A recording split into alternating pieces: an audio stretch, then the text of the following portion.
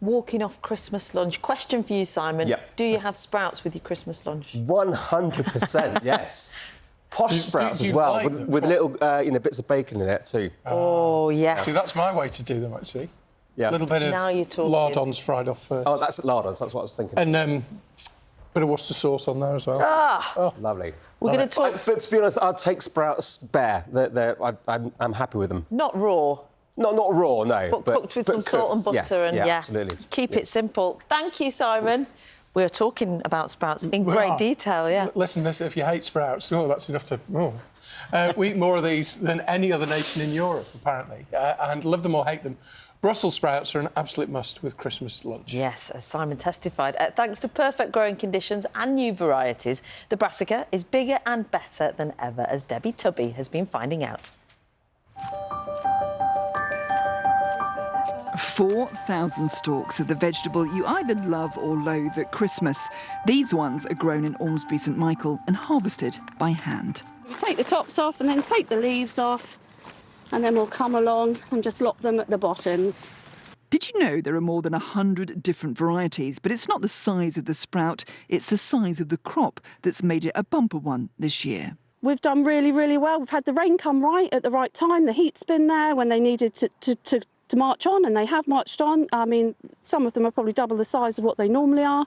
In August time, we'll come and top our sprouts so that our sprout grows universal. So it's the same size sprout all the way up. Not everybody likes big sprouts. Some people like little sprouts, again. But to me, they all taste the same. Bigger is not always better, but they say the colder the frost, the sweeter the taste. I love sprouts, but the best part of it are the sprout tops. Why? They're the most flavoursome part of the sprout. At Rollsby near Great Yarmouth, Takens have 3 acres of sprouts to sell in their farm shop. They're planted in May, dished up in December.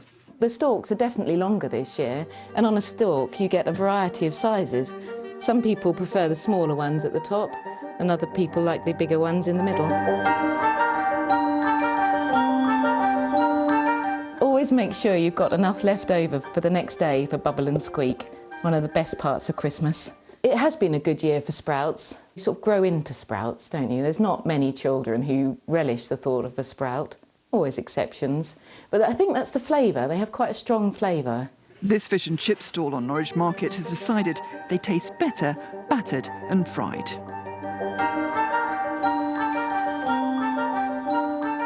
Sprouts is always a joke around Christmas, so I thought, well, we'll give them a try, battered.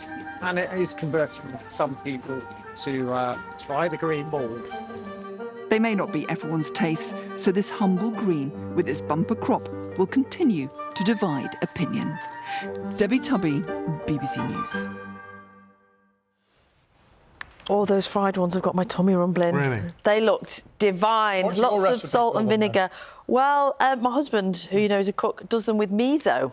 OK. So Sounds posh. yeah, baked with like a miso, which is like a Japanese seasoning, Right. with butter and then baked, and they're absolutely delicious. Wow, there you go. I think the more you cook them, the bitterness comes out of them, don't you? Like the more you boil them. I used to loathe them because when I was little at nursery school, back in the day, long time ago, I must have been ill anyway, but I associated them for years with sprouts. What, 'cause you were poorly? Yeah, and I couldn't touch them, but I quite like them now. Oh, I love them. Yeah. And we want to hear from you. We do. Are you a lover or a hater of sprouts? And we want to hear your stories about how you make them for Christmas dinner, any secret ingredients, any jazzy recipes that you might want to share with us. Do you jazz them up with a bit of miso? Who knows? Like Mr W. Not on Christmas Day. Not, OK. That's Play it straight. That's for your Twixmas period. All right, send us a message on WhatsApp. There's the number on the screen. If you're quick enough, jump up and scan the QR code. I don't know.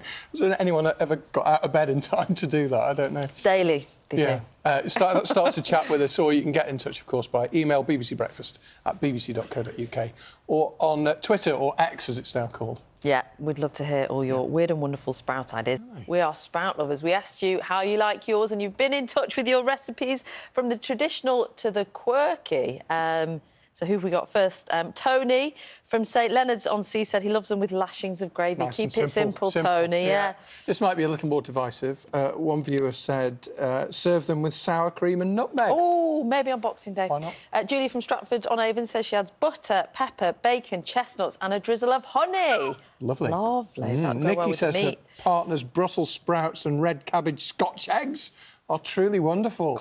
My tummy is literally gone now, rumbling. And Philip, this is a good tip on how to avoid making them soggy.